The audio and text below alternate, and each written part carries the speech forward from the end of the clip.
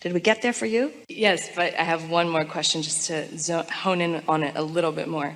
With this particular person, since I come into alignment and then he comes right into my life, it leads me to believe that is... It leads you to believe that he's in alignment. It does. Yeah, it does. And that's why I love being around him. And Everything so? clears when... And so... Give him to her. I don't know. Oh, hell no. Hell no.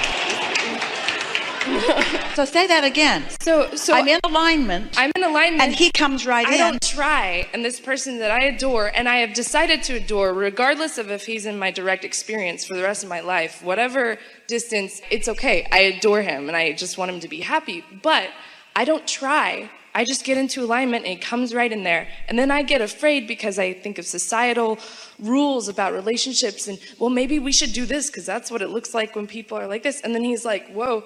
And then we have to lovingly go our separate ways. And so what my question is, I know there are thousands. We want to say this to you. Okay. You get to want what you want.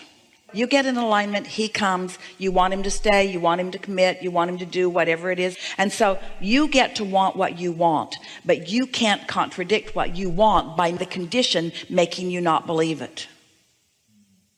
If you can continue to want what you want and not let the condition convince you that what you want isn't happening right now, then the thing that isn't happening can begin to happen. That was a really big statement. Did you hear it? Mm-hmm. You get to want what you want, but when the situation that's happening keeps you from believing what you want, then that's what goes wrong with it. I don't want to press it because I respect what he wants as well. And I've also heard you say, don't pull someone else into the vortex. Don't work too hard to pull someone else in with you.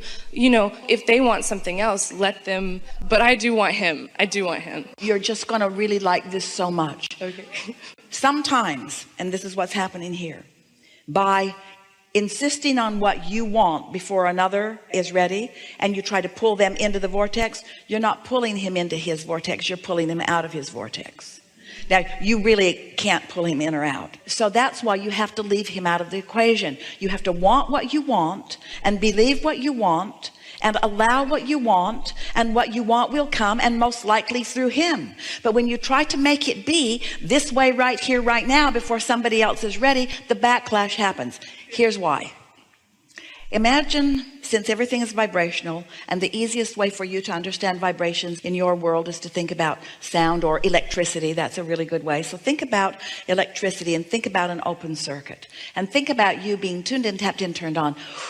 You've got all of this energy flowing through you, and you are flowing it toward this desire. Let's say in this case, toward this specific person, this desire about this person, and you're flowing it. But let's say that for whatever reason, that person isn't in complete agreement with what you're doing.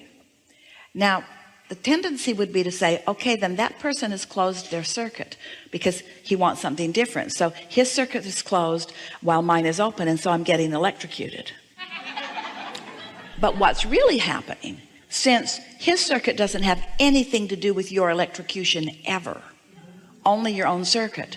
So you're flowing, but then his behavior or his condition causes you to think thoughts that close your own circuit. So it's not what he's doing, it's what you're thinking about what he's doing that causes you to close your circuit, and that's what is electrocuting you. And then because you don't feel good, then it feels like it's wrong, and it's not wrong because of the behavior, and it's not wrong because of the person, and it's not wrong because of the decisions of the person. It only feels like it's wrong because you're closing your own circuit with a belief that doesn't match your desire. And when you sat in that chair, you didn't do that. You started to close your circuit. I'm not going to get called on. I was aching to be called. You started to do that, but then you came to your senses and you didn't do it. You decided to leave your circuit open anyway. And this is exactly the same thing. I've decided to be happy even though what I want isn't fully manifested. And in my happiness, I allow it to evolve, and I allow myself to witness the unfolding of it because it is so delicious. It's now. There's not ever going to be a then. The future that you're looking for is never going to get here. It's never going to get here, because when it gets here, it's going to be another now. And so if you practice in your now having an open circuit, then open, open, open, open, open, open, feeling good, feeling good, feeling good, feeling good, feeling good. But if you put some sort of ruling on the way that it needs to open, then you close your circuit in the now. And then I start talking about it and take action. It's your future you're worried about. Your now is so blissful that you can't let it be. You have to kill it with your misunderstanding about the future. I have to scan for what could possibly go wrong for insurance policy. You know, I needed insurance on the relationship. So I was like, well, what if this happens? And before I know it, this beautiful thing that I was having fun with starts fizzling out. And then I'm heartbroken again, you know. So if you could just hear us when we say he's not the one closing the circuit, you are, relative to anything. And when you stop doing that, then now is really delicious, and then now is really delicious, and then now is really delicious, and then now is really delicious. It also will take away your concern over ageism, because you all have equal access to now. Right now, where you converge with source energy, it's all right now. And it doesn't matter how old you are, how young you are, doesn't matter how rich you are or how poor you are, you all have equal access to this energy right here and now. So the successful happiness that you're all reaching for is all about what you decide to do with your own circuits. And we're talking about the circuit of desire and the circuit of belief. Because the desire is flowing, and if the belief is in opposition, then the feeling is that negative emotion. Ooh, you came a long way on that understanding, didn't you? Don't you love knowing that? Don't you feel sort of invincible? Doesn't it feel to you like you could do just about anything that you can convince yourself you can do? Doesn't it feel like you'd just like to maybe shore up some of your own beliefs by looking for evidence of these laws? Because there's not a shred of evidence to the contrary of them. Your life is rich with them. You see, more blue glass moments everywhere. Yeah. Enough? Enough. Really good. I love you, Abraham. Thank you.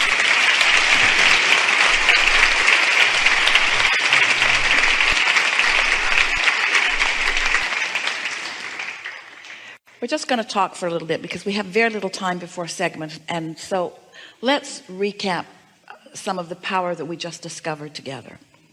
So you create your own reality, yes? And you're a vibrational being, and you're emanating a signal at all times.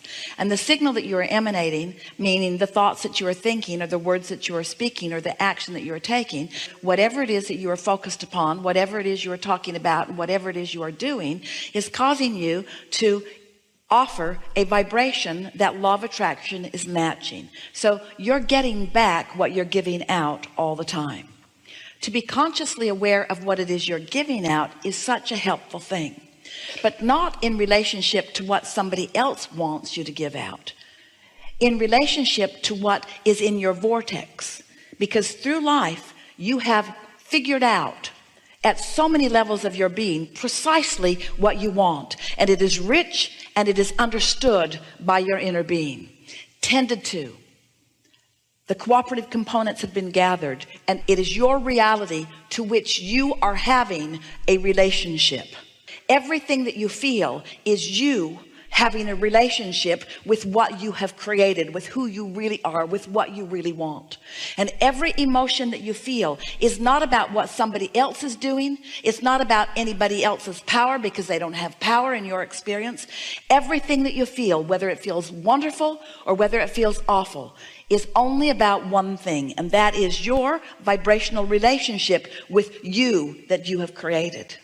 When you decide that nothing matters to you more than that you feel good, which means nothing matters more to me than that I'm finding a thought now that it has harmonics to what my inner being is thinking about the same subject.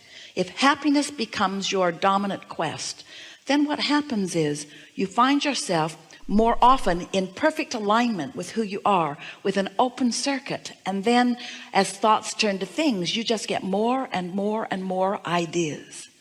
We want you to feel the reality of your vibrational reality. This vortex is a real thing. And we want you to understand how far it has come, how big it is, and how important it is to you. And we want you to know that since it is big and since it is real and since it is offering a vibration, it's offering a vibrational signal that is calling you, that if you are caring about how you feel, you're being called to the wholeness of who you are. And when you are in that receptive mode and that vibration turns to a thought in your mind that feels like a desire that you can speak out loud, I want this, that decisive, I know what I want a relationship and I want it soon. I want a relationship. I want more money. I want to live in that house. I want to go on this vacation. I want this conversation with this person. In other words, once you say I want it and you mean it like that, what's happened is you have experienced this process that we're talking about, and the thoughts of your vortex are beginning to turn to the things of your life. And if you will accept that as those ideas come, they are evidence, they are proof of the inevitable positive outcome that you are looking for, then you can start relaxing and enjoying the unfolding of it. But if you're still looking for the condition to guide it or to soothe you, then as soon as you look for something that hasn't come into full fruition yet, then you shut it all down and you stop the momentum, and it's kind of like starting over at square one again. Did you get that? This is a really good time for a segment of refreshment.